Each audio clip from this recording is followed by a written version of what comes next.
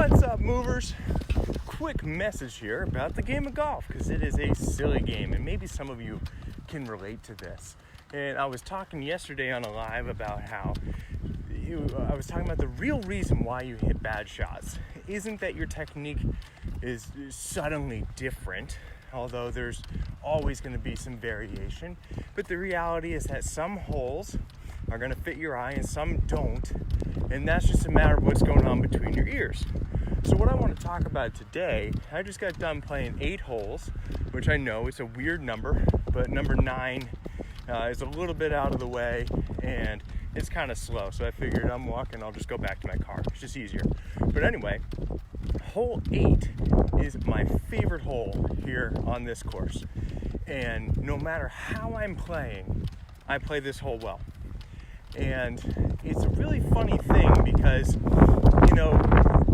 in particular, I started off struggling a little bit. I kind of rushed out into the round. I didn't warm up properly. But around hole 6, 7, I start to find some things.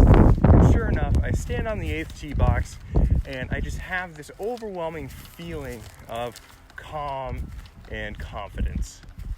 And into the teeth of the wind, hit this beautiful drive that was just on a string. Best drive of the day by far. Ends up going about 285 into the wind, and it leaves me about 125 to get to the hole. So I know there's wind. I decided to take extra club. It's my favorite green on the course. There's a big backstop. So what do? I take out my 9-iron, my 155 club. Plenty of club. We're going into the wind, and I take pretty much dead aim, hit the best iron of the day by far on a string. And what happens? The wind picks up, pushes my ball lands about 3-4 feet left of the flag, catches a slope, rolls down the hill, goes in the water. And my initial reaction was I just had to laugh, right? Because I just hit 2 of my best shots of the whole week in a row, and I'm just whatever. So I get my ball out of the hazard, I take my drop, and what do? I chip in to save par. And it just goes to show that there are times when you're just so in love with a hole that you're going to play that hole well. And we all have those holes. Now, there's a technique that I teach to my clients in my coaching programs that allows you to basically tap into those good shots at any time and start to override the negative thoughts that you have on the holes that you don't like. And when I was playing 2 days ago with a new friend of mine, I taught him how to do that on a hole that he happens to hate, and it was this hole, number 8.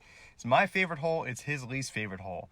And what we did was we took some memories of shots that he likes to hit elsewhere on the course, and I taught him how to tap into them and kind of download those shots into his subconscious and execute on them on that hole, and he did. And this is something that I think everyone can benefit from, and I've done a free training on it. It's inside this group. If you go to the units section and go under, it's either under mindset or under performance. But if you're interested, just drop an emoji down below or message me. I'll send you the link.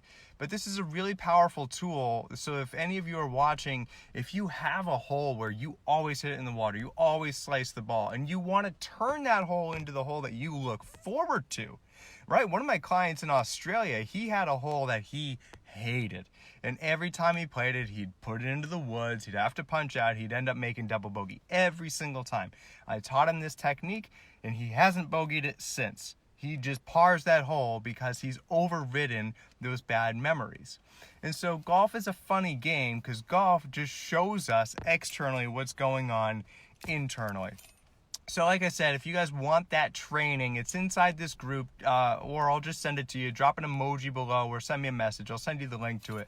But I can almost guarantee that even if you're not playing right now, if you start putting this into practice, you will drop shots the next time you go out and play, regardless of what your swing looks like. So I thought that was a fun one to share with everybody. And as always, move better, play better.